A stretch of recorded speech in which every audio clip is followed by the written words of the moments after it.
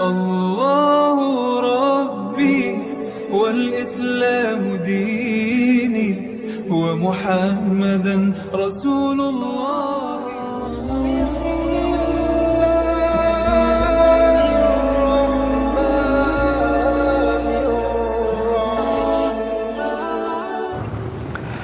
Bismillahirrahmanirrahim. Assalamualaikum warahmatullahi wabarakatuh.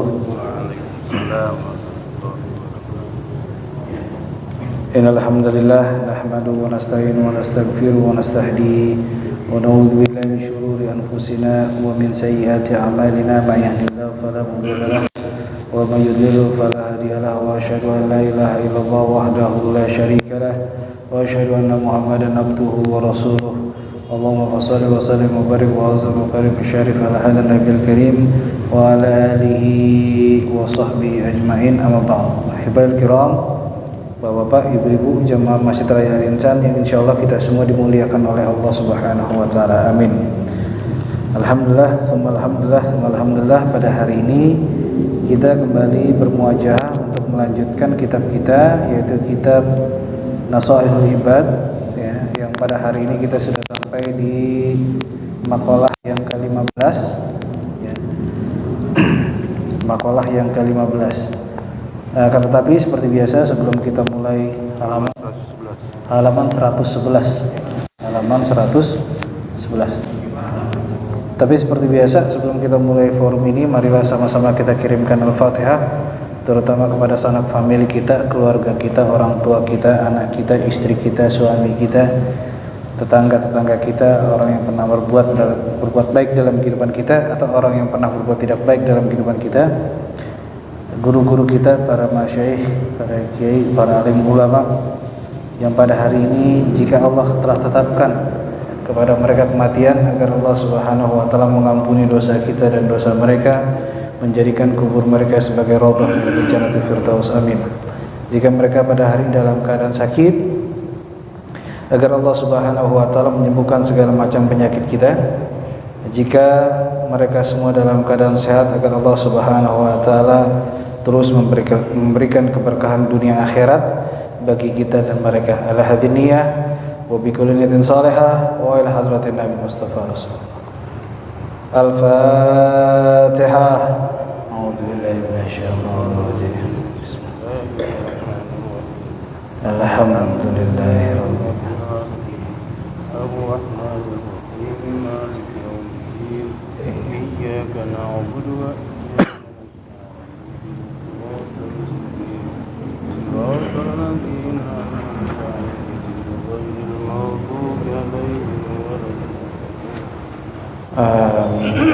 Amin amin ya rabbal alamin. Lalu Al-Fatihah yang kedua kita bacakan mobil khusus untuk diri kita yang pada hari ini, minggu ini, bulan ini, tahun ini sedang memiliki usaha, agar Allah Subhanahu wa taala melancarkan, memudahkan segala urusan dunia akhirat kita, segala macam usaha kita. Amin ya rabbal alamin. Ala hadhihi niyyah wa bi kulli niyatin salihah wa ila hadratin Nabi Mustafa Rasulullah sallallahu alaihi wasallam. Al-Fatihah. Bismillahirrahmanirrahim. Bismillahirrahmanirrahim. Alhamdulillahi rabbil alamin. Ar-Rahmanir Rahim. Maliki yaumiddin. Iyyaka na'budu wa iyyaka nasta'in. Ihdinas siratal mustaqim. Siratal ladzina an'amta 'alaihim ghairil maghdubi 'alaihim waladdallin. Amin amin ya rabbal alamin. Baik, Bapak-bapak, Ibu-ibu, marilah sama-sama kita mulai forum ini dengan sama-sama membaca Al-Basmalah. Bismillahirrahmanirrahim. Ya, kita lanjutkan diskusi kita di kitab di buku terjemahan halaman 111 ya. 111 112. Ya. Kita lanjutkan di makalah yang ke-15. Ya. Tapi sebelum kita mulai, izinkan saya atau kami mengucapkan minal aizin wal faizin, mohon maaf lahir dan batin, karena pada hari ini adalah pertemuan perdana kita setelah kita tawakufan di bulan Ramadan untuk lebih bisa konsentrasi dalam menjalankan ibadah puasa di bulan Ramadan. Baik Bapak Ibu yang saya hormati, kita lanjutkan diskusi kita terkait dengan maqala al-khamisata asyar. Ya. Anin Nabi sallallahu alaihi wasallam qala, dari baginda Nabi Muhammad sallallahu alaihi wasallam, sesungguhnya beliau telah berkata, sesungguhnya baginda Nabi Muhammad sallallahu alaihi wasallam telah berkata, alamatus saqawah arba'atun. Alamatus saqawati arba'atun. Ya, arba'atun minal umuri. Ya. Tanda kerugian bagi manusia ada 4 perkara. Ya, kerugian bagi manusia. Ya, semuanya baik. Artinya manusia, baik dia levelnya pengusaha, orang awam, akademik, ya, pejabat, semuanya. Ya, tanpa terkecuali. Alamatus saqawah arba'atun, ya, minal umuri. 4 perkara yang itu dikategorikan oleh baginda Nabi Muhammad sebagai kerugian terbesar manusia. Kerugian terbesar bagi manusia. Apa yang pertama? Nisyanud dzunubil madiyah. Ya, nisyanud dzunubil madiyah. Ya. Min ghairi nadamin 'alaiha. Ya. Apa maksudnya? Yang pertama adalah orang tersebut yang rugi adalah orang yang melupakan kesalahan, kekhilafan atau dosanya yang telah lalu. Cirinya apa? Cirinya adalah orang yang tidak nadam, tidak merasa menyesal terkait dengan dosa-dosa atau kesalahan atau kekhilafan yang telah dilakukan sebelumnya. Ya. Wahia al-hal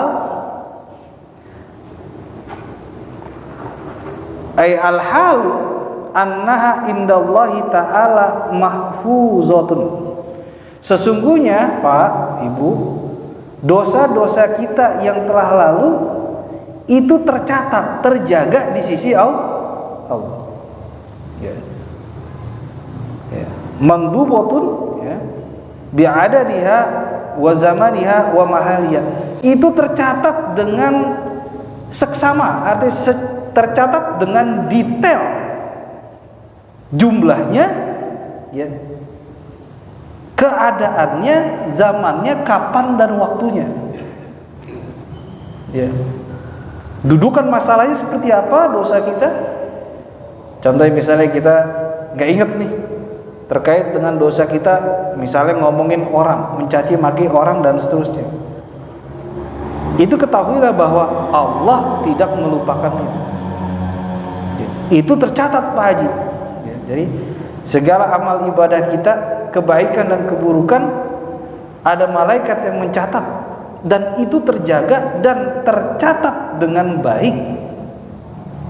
Jumlahnya berapa, kejadiannya di mana, waktunya kapan, kronologinya bagaimana, itu mahfuzat, terjaga. Ya. Tapi kita terkadang enggak sadar dan terlena bahasanya terkait dengan itu. Jadi seolah-olah dosa yang telah kita lalui ya itu sudah hilang. Ya, itu dalam pikiran kita manusia. Tapi kalau menurut Allah itu mahfuzatu, terjaga. Ya, terjaga. Dosa baik yang kita sadar ataupun yang kita tidak sadar. Ya. Yang kita yakin ataupun yang kita tidak yakini, tetapi itu dicatat oleh Allah. Pertama, yang celaka bagi manusia, pertama, orang yang melupakan dosa atau kekhilafan atau pelanggaran, ya, yang telah lalu. Ya, dianggap yang lalu biarlah berlalu. Padahal hakikatnya itu tercatat di sisi Allah. Yang kedua, orang yang celaka Pak, dalam, ya, informasi yang disampaikan dalam hal ini oleh baginda Nabi Muhammad SAW, Orang yang celaka yang kedua adalah zikrul hasanatil madiyah. Zikrul hasanatil madiyah bil qalb. Ya. Wala yadri aqbalat hasanah am ruddat. Orang tersebut, orang yang merugi yang kedua adalah orang yang selalu merasa ya, bahwa kebaikan-kebaikannya yang telah lalu merupakan kebaikan yang pasti diterima oleh Allah Subhanahu wa taala. Ya, dahulu kita pernah bahas tuh Pak Haji. Ya. Jadi kita selalu merasa yakin bahwa amal kebaikan yang menurut kita itu baik itu diterima di sisi Allah Subhanahu wa taala. Ya. Jadi itu menjadi sebuah perkara dan masalah. Pada hakikatnya amal ibadah yang kita kategorikan baik, ya, itu belum tentu baik menurut Allah. Makanya dalam muqaddimah Ibnu Athaillah, Al-Hikam li Ibnu Athaillah, pertama yang beliau ungkapkan adalah barang siapa yang berpegang teguh kepada amal ibadah nuksonur roja, bahwa dia pasti dalam kategori orang yang bahasa gitu, orang yang kurang pengharapan ridho Allah Subhanahu. Karena kita yakin baik, ya, kita yakin amal ibadah kita yang menurut kita baik itu akan memberikan dampak baik kepada kita. Padahal belum tentu. Nah, parameternya mana? Parameternya sulit. Contohnya adalah kita infak sedekah, ya, infak dan sedekah. Contoh simpelnya ya Pak. Nah, ketika kita infak dan sedekah, di hati kita ada sesuatu yang menjanggal. Contoh misalnya, biar dia bilang, biar disebut, biar dianggap oleh masyarakat dia orang ada, dia orang hebat, oh dia pejabat, oh dia memiliki kedudukan, oh dia punya harta banyak. Ketika ada indikasi itu, maka hasanat itu berpengaruh. Maka ibadah kita yang menurut kita baik, infak sedekah baik apa enggak? Baik. Tapi ketika hati kita bermasalah, maka itu akan bermasalah. Ya. Tapi menurut kita baik saja. Tapi menurut Allah belum tentu, karena ada masalah di situ. Masalahnya apa? Riya. Kita infak sedekah riya. Ya. Kita mengasihi orang, misalnya anak yatim dan sebagainya, riya. Kita pengen dianggap, apalagi naudzubillah min dzalik, misalnya kita menginfak atau bersedekah pada orang fakir miskin untuk mendapatkan konten video. Nah, ini malah bermasalah. Bukan berarti nggak baik. Tapi di sisi Allah ini yang menjadi masalah. Kita selalu mengingat tuh Pak Haji di dalam hati kita, oh kemarin saya sudah nyumbang masjid A sekian ratus juta, oh masjid B sekian puluh juta, oh masjid ini wah sudah banyak. Bahkan dari makalah sebelumnya, ya, ini akan sering saya ulang, di makalah sebelumnya, barang siapa yang tahu, ya, barang siapa yang tahu di hari akhirat nanti kehidupan kita seperti apa, maka apapun nilai ibadah, nilai pahala yang kita kumpulkan itu nggak akan cukup. Karena kenapa? Karena akhirat darul khuld. Kita akan kekal di akhirat. Ya. Kalau kita contohnya bepergian itu kita tahu kapan kita pulang, sehingga uang kita bisa siapkan, pakaian kita bisa siapkan. Tapi kita nggak akan pulang lagi. Ini yang menjadi masalah. Maka ada dalam Al-Quran gambaran yang Allah berikan, orang yang di hari akhir nanti menyesal karena tidak pernah bersedekah, meminta kepada Allah, ya Allah hidupkan saya fa'asaddaq, ya Allah hidupkan saya sekali lagi untuk saya bersedekah. Artinya apa? Sedekah atau ibadah yang dia pernah lakukan itu kurang di mata Allah. Parameternya memang sulit. Karena kenapa? Parameternya adalah simpelnya, ketika kita menghitung parameternya adalah keikhlasan. Ini ikhlas untuk Allah atau ikhlas untuk dunia. Anda infak sedekah dengan nominal berapapun, ya, apakah niat untuk Allah ataukah Anda ingin disebut sebagai orang yang ada? Ini menjadi masalah Pak. Alhamdulillah, biasa di masjid ini. Alhamdulillah setiap Jumat nih kita dapat sumbangan dari Haji A. Ya, untuk almarhum almarhumah B misalnya. Disebutin nominalnya 10 juta. Wah, langsung. Giliran alhamdulillah terima sumbangan dari hamba Allah 100.000. Dari hamba Allah 100.000. Ini masalah yang mana? Enggak ada yang masalah semuanya. Ya, walaupun disebutkan di dalam masjid atau tidak disebutkan dalam masjid, ya, itu tidak menjadi masalah asalkan niat kita baik. Ya. Jangan-jangan kita punya pikiran harus disebutin Pak. Kalau bisa paling pertama nama kita ya. Kenapa? Ria. Ada campur ria di sini. Nah, ketika campur ria bermasalah. Ya, campur nafsu maka bermasalah. Ya. Karena pada hakikatnya jika ada nilai negatif, ya ketemu dengan negatif itu pasti akan negatif. Itu hakikatnya. Ya kalau positif ketemu dengan positif itu pasti positif, itu udah pasti. Ya. Tapi kalau ada misalnya positif kita temukan dengan negatif, nah ini juga menjadi masalah karena ada unsur negatifnya di situ. Ya. Yang kedua tadi Pak Haji, ya, zikrul hasanat madiyah, kita bangga dengan kebaikan-kebaikan yang kita lakukan terdahulu, tetapi pada hakikatnya kita tidak tahu apakah kebaikan yang telah kita lakukan itu auqbalat, ya, auqbilat amruddat, apakah aku kata Allah terima atau aku tolak. Ya. Yang ketiga apa? Ya. Yang ketiga, wa nazaruhu ila man fawqahu fid dunya. Ya. Bi anna tamahan nazar laha wa lam yarda bil kismah. Dia senang. Ya. Dia menganggap hebat orang yang memiliki kehebatan di dunia. Oh hebat, oh dia hebat, oh dia jadi pejabat, oh dia memiliki pangkat, oh dia jadi ketua RT, wah hebat. Tetapi yang menjadi bahaya adalah wa nazarahu ila man dunahu fidin. Dia menganggap remeh dalam urusan agama. Contohnya begini Pak Haji, bu saya ustaz, ente harus dengerin saya. Oh saya kiai, ente harus dengerin saya.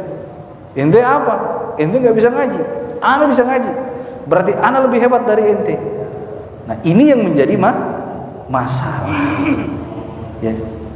Kita takjub dengan orang yang punya dunia, tapi kita memandang rendah orang yang bahasa gitu ya, tentang urusan agama. Simpelnya gini aja Pak. Ya, simpelnya gini aja. Dia belajar apa? Belajar agama. Wah, ke depan ntar mau jadi apa dia? Ini bahasanya. Oh, dia kuliahnya di mana? Wah, dia S1, ekonomi, teknologi. Wah, keren. Wah, bagus. Tapi giliran orang belajar agama dianggap, dah mau jadi apa? Nah, simpelnya kayak gitu. Nah, ini menjadi empat kriteria ini atau 4 bentuk ini. 4 kategori ini adalah orang yang dinyatakan oleh baginda Nabi Muhammad asyaqawah. Orang yang rugi. Ya. Tetapi Allah Subhanahu wa taala berfirman, wa yaqulullah, ya, aradtuhu bima'na iyyahu ani dunya, ya, wa lam yuridni, ya, fataraktu. Ketika di dunia aku ingin menolongnya. Kata Allah ya. Ketika di dunia aku ingin menolongnya. Alat ta'ah agar aku bisa mengembalikan dia ke dalam taat, ke dalam ketaatan. Tetapi dia menolaknya dengan apa? Orang itu menolak dengan ridha wa syukur. Dia menolak karena tidak ada ridha dan tidak ada syukur. Ya. Makanya kita wajib Pak Haji. Kita wajib untuk ridha dengan apa yang telah Allah berikan kepada kita, dan kita syukuri apa yang telah Allah berikan kepada kita. Alhamdulillah hari ini kita nggak dapat rezeki. Alhamdulillah hari ini kita dapat rezeki. Alhamdulillah teman saya dapat jabatan. Alhamdulillah saya nggak dapat jabatan. Semuanya itu sudah merupakan ketetapan Allah Subhanahu wa ta'ala. Fataraktu, ya aku tinggalin orang kayak gitu. Orang yang gak ridho dan bersyukur kepada yang telah aku berikan, ya aku tinggalin. Ya. Binasratih, aku tinggalkan orang itu untuk menolongnya. Naudzubillah. Nah selanjutnya Pak Haji, yang the opposite, yang sisi baliknya. Wa alamatus sa'adah arba'atun minal umur. Dan tanda-tanda orang yang mendapatkan kebaikan 4 perkara. Ya, 4 bentuk. Yang pertama, dzikru dzunubil madiyah bin nadami wal istighfar. Orang yang selalu mengingat-ingat. Okay. Orang yang selalu mengingat-ingat atas dosanya yang telah dia lakukan terdahulu, baik yang dia sadari dan dia tidak sadari. Dengan apa? Dengan penyesalan. Ya Allah, kemarin saya begini. Ya Allah, waktu muda saya begini. Ya Allah, waktu itu saya begini. Tapi bukan hanya mengingat itu, tapi dengan bil istighfar, dengan astagfirullahaladzim. Astagfirullahaladzim. Dengan apa yang telah kita lakukan, baik yang kita sadari atau kita tidak sadari, baik yang kita ingat ataupun yang kita tidak ingat. Pada hakikatnya dosa-dosa itu mahfuzatun, ya, tercatat dengan Allah dengan secara rapi. Ya. Pada hari di padang mahsyar nanti kita akan diperlihatkan oleh Allah Subhanahu wa taala dosa-dosa yang kita telah lakukan. Ya. Dalam surat, ya, antaqanallah, ya, wa qala li juludihim lima antaq. Lalu kita bertanya kepada kulit kita, hei kulit saya, kenapa ente ngomong, ente berbicara? Kulit akan menjawab, Allah mengizinkan kami untuk berbicara. Tangan kita akan berbicara, kita komplain, tangan kenapa ente ngomong? Allah memberikan saya kekuasaan, izin untuk berbicara, maka saya akan berbicara. Tangan kanan saya gunakan untuk apa? Tangan kiri gunakan untuk apa? Kaki kita untuk apa? Mata kita untuk apa? Hidung kita untuk apa? Mulut kita untuk apa?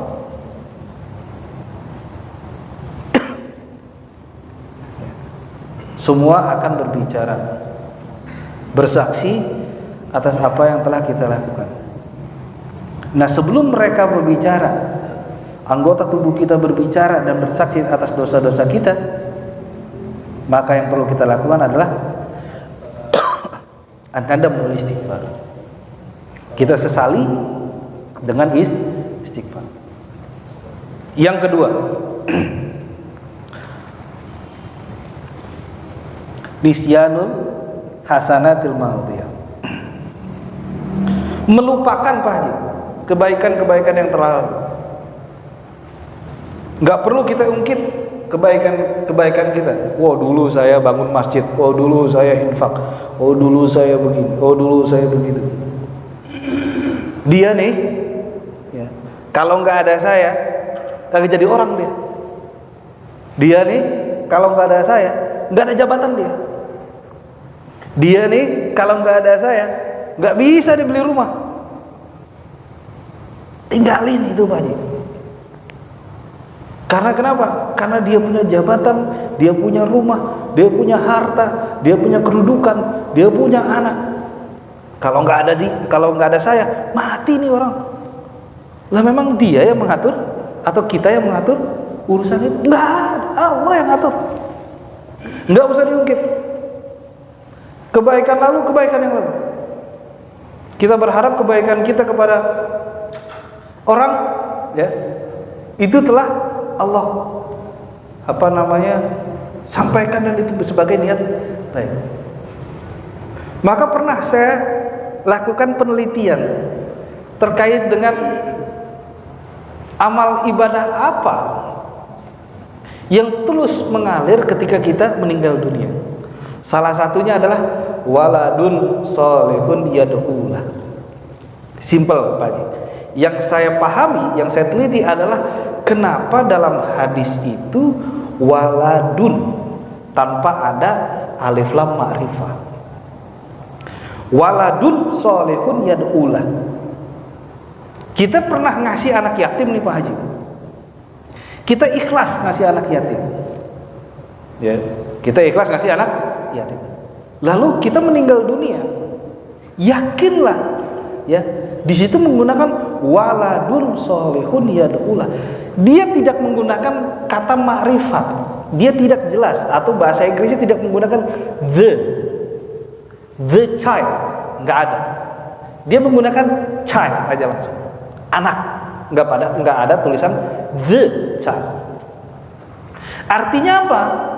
Baik itu anak yang secara DNA nyambung ke kita, ataupun anak yang secara DNA tidak tersambung, tapi dia terus mengingat karena kebaikan yang pernah kita lakukan.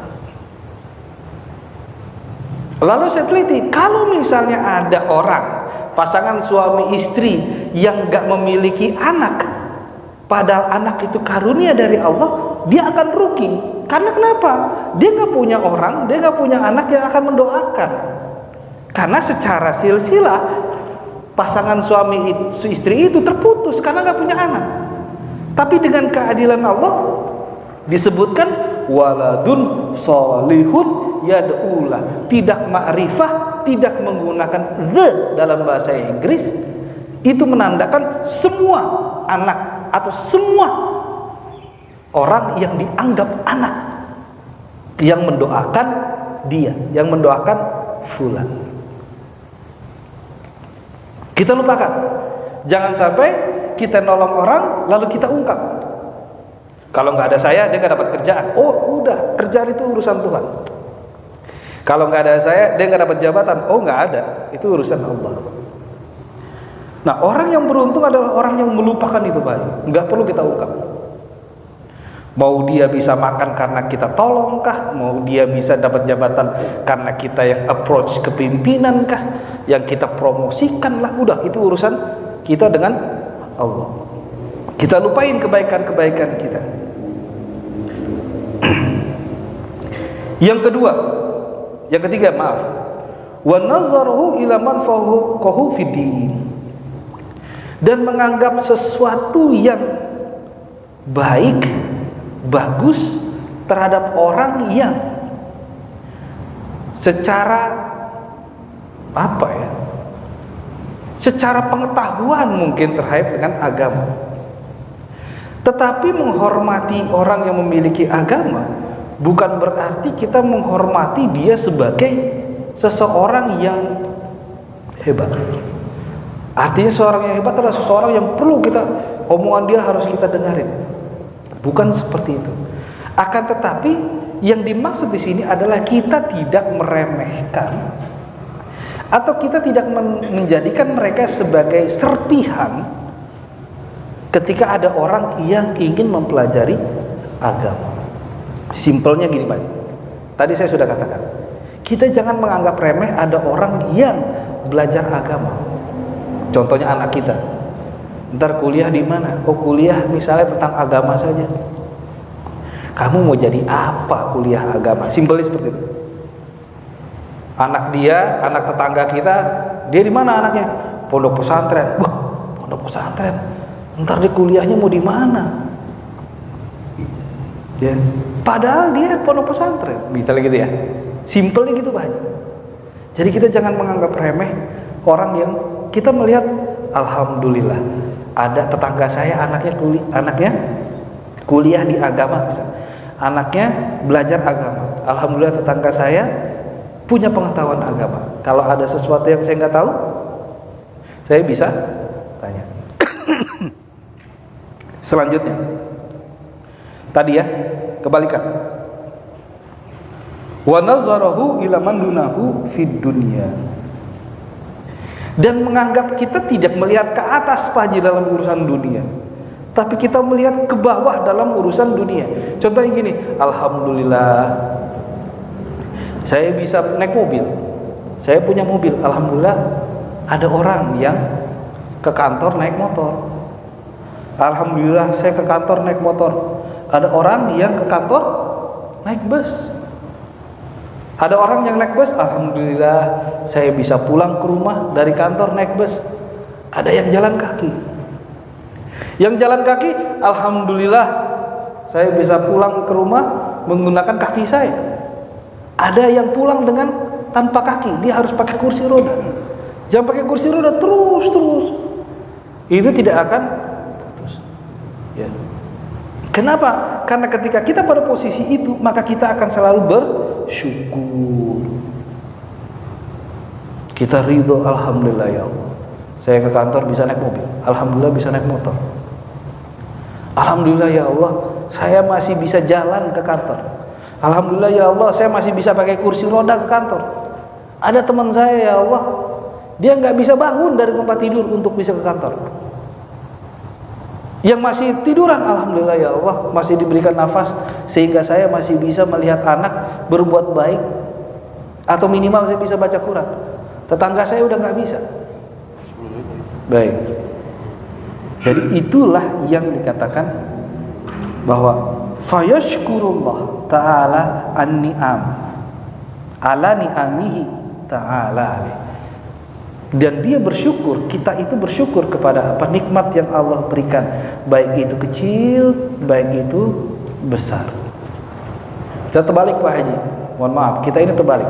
Kita kalau dapat duit baru kita alhamdulillah. Tapi pernah gak kita menghirup napas kita ucapkan alhamdulillah? Jarang.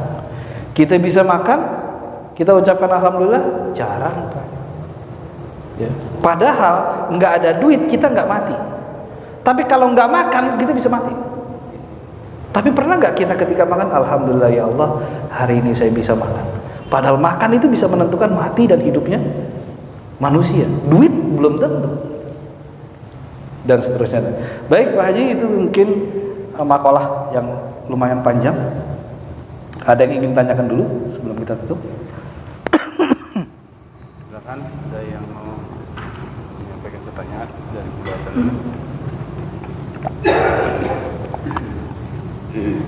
Ada? Silakan. Ya, silakan.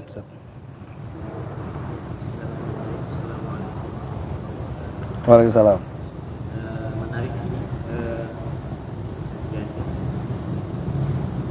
kan tanda-tanda kecelakaan.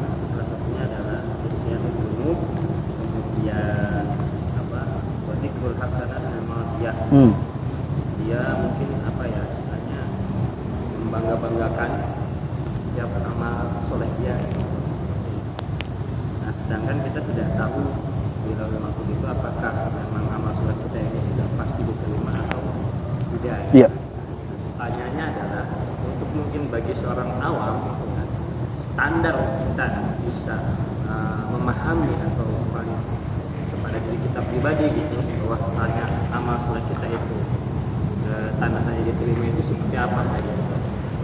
Baik, syukron Ustaz. Menarik sekali ya. Kita orang awam Pak Haji. Kita orang awam. Kita tuh bagaimana cara memahami dan mengetahui setidaknya? Kita paham bahwa amal ibadah kita tadi sudah dijelaskan.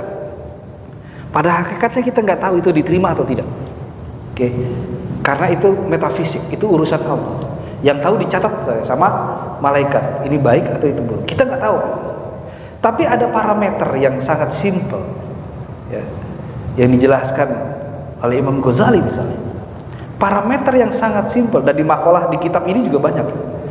Parameter yang sangat simpel adalah ketika melakukan kebaikan, patokannya adalah keikhlasan. Ikhlas karena Allah Subhanahu wa taala. Jelas, itu parameter yang paling simpel. Nah, kita orang awam Pak Haji, bagaimana kita mengetahui ikhlas atau tidak? Ibaratnya gini. Karena pemahaman kita beda-beda. Dan kita menafsirkan beda-beda.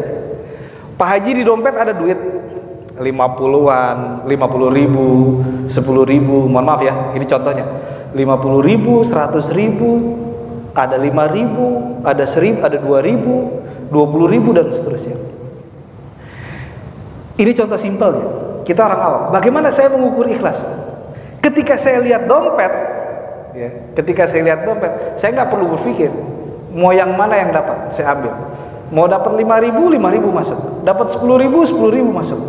Dapat 20.000, 20.000 masuk. Dapat 100.000, 100.000 masuk. Contohnya kita pengen sedekah. Ya, contohnya. Lalu ada permasalahan, itu kita bebasin aja. Ya Allah, udah pokoknya saya ada dompet saya, apapun jumlahnya saya masukin. Tapi ada orang yang begini, amal soleh nih Pak Haji, kita sumbangan nih. Ada 50.000, ada 100.000, ada 20.000. Pengennya 100.000, tapi ntar buat beli bensin gimana ya? Motor belum servis nih, anak udah mau bayaran, ada duit 100.000, jangan dah 50, ntar buat makan siang gimana? Iya kan? Wah, nggak jadi lagi, 20, ntar buat bayar parkir gimana? Ujung-ujungnya ada 5.000, yang nggak ada masalah. Ya udahlah 5.000 aja. 5.000 ikhlas. 5.000 berarti ikhlas. Nah kalau kita masukin 20.000, masalah nih Pak. Kita masukin 50.000, masalah. Apalagi kita masukin 100.000, malah tambah masalah. Ya, jadi patokan ikhlas, udah. Cara saya memahami ikhlas gitu, simpel itu. Kita ambil uang di dompet, misalnya pengen infak, berapa yang tarik? Bismillah, lillahi ta'ala. Ya, kita kasih ke orang, Bismillah. Ya, ada sebuah kisah misalnya, ada orang yang nggak mampu, tapi dia senang untuk mengasih kepada orang lain. Dia nggak mampu, dia nggak berpikir panjang banyak. Uang saya 50.000, ntar saya pulang dari kantor gimana? Motor saya bensinnya habis. Kalau orang ekonomi, matematika akan hitung. Wah, bensin 25.000 misalnya, bensin beli 2 liter, saldo 30.000 buat makan besok, 30.000 buat ini sistematis. Tapi kalau orang yang ikhlas, nah ini contoh ikhlas, ada orang yang minta, tolong dong saya nggak punya uang buat anak saya makan, nih ambil. Padahal dia tahu, dia mau pulang aja bingung, bensinnya habis. Makan besok bingung, bensinnya habis. Ya, uangnya cuma 50.000. Tapi karena dia nggak berpikir panjang, udah, insya Allah ada rezeki. Nah, gitulah cara kita mengukur orang ikhlas. Memang nggak masuk logika Pak Haji, sulit. Orang seperti itu sulit Pak, sulit. Kita punya 50.000, ada orang minta kita kasih semua uangnya, oh mustahil, sulit. Nah, ketika orang yang mustahil itu ada, Allah memberikan kepada dia hal yang mustahil. Itu pasti. Karena Allah sudah janji, wallahu yudha'ifu liman yasha. Itu udah pasti dalam Al-Qur'an. Allah akan memberikan sesuatu yang tidak diduga-duga. Itu pasti. Tergantung kita yakin apa enggak. Kita yakinnya kan setengah-setengah. Itu yang menjadi masalah. Kalau orang ekonomis, orang matematika, orang modern, orang materialis, nggak bisa. You 20, saya kasih 20. Itu orang modern, orang materialis. Tapi Allah di Al-Quran beda. Karena 1 rupiah Allah ganti 7 cabang, masing-masing cabang memiliki 100. Berarti 1 diganti 700. Apakah kita bisa kalkulasikan 1 sama dengan 700? Nggak bisa Pak Haji, nggak bisa. Nah, karena orang tadi aneh, orang itu nggak wajar, maka Allah ganti dengan hal yang nggak wajar. Contoh simpelnya, Allah kasih dia surga. Wajar? Nggak wajar. Nggak wajar. Kenapa? Misalnya amal ibadahnya kurang, contohnya sholatnya belentang-bentung, tapi Allah kasih hal yang tidak wajar. Nah, itulah Pak Haji. Jadi permasalahan. Kalau saya memahami ikhlas seperti itu, simpel saja. Ada beberapa uang, contohnya di dompet kita, Bismillah ikhlas lillahi ta'ala. Udah, jangan dipikirin. Ya, udah kita kasih nih 50.000 ya ke orang itu. Uang kita cuma 50.000, kita kasih Bismillah. Tapi di hati masih derdek. Ya, ngisi bensin gimana? Itu belum ikhlas. Biarin, Allah yang atur semuanya. Memang gak masuk logika, mustahil masuk logika. Ya. Mustahil masuk logika. Jika parameter dan kacamata yang kita gunakan materialis, enggak akan masuk logika. Mustahil. Tapi kalau kacamata yang kita pakai adalah kacamata ikhlas dan syukur, itu beda urusan. Gitu Pak Haji ya jawabannya. Jadi parameternya adalah ikhlas. Baik Bapak Ibu, mungkin cukup sekian yang bisa kita diskusikan pada malam hari ini. Marilah kita baca Al-Fatihah, wabil khusus untuk pengurus masjid, para muhsinin muhsinat, kita semua, agar Allah Subhanahu wa taala memberikan kepada kita perkara atau hal yang di luar nalar kita dan nalar manusia. Al-hadiniyah wa ila Nabi Mustafa. Al-Fatihah.